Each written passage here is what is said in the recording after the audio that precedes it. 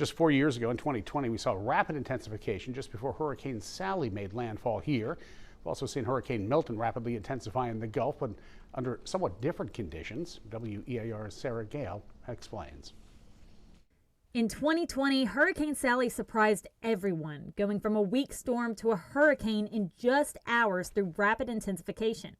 Something we've seen happen twice in as many weeks between Hurricane Helene and now Milton. For Sally, there was not a lot of cold water over the shelf, and so when it crossed the continental shelf, the ocean didn't cool as fast as you might expect, and so the storm stayed strong and actually intensified as it approached landfall. This is Dr. Brian Dwankowski, an associate professor at the University of South Alabama and a senior marine scientist at the Dauphin Island Sea Lab. We spoke with him back in 2021 when Hurricane Sally's rapid intensification sparked interest on how it happened.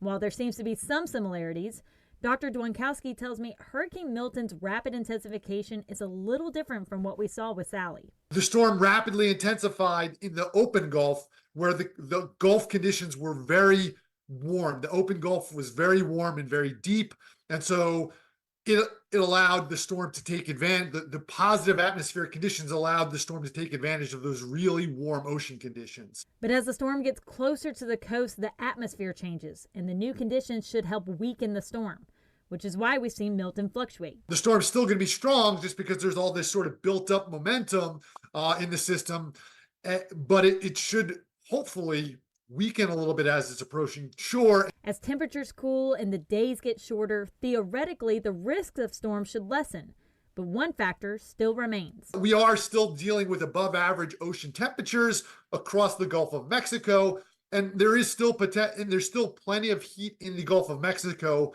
for storms to take advantage of. Something we'll have to keep a close eye on in the coming weeks. Sarah Gale, WEAR News.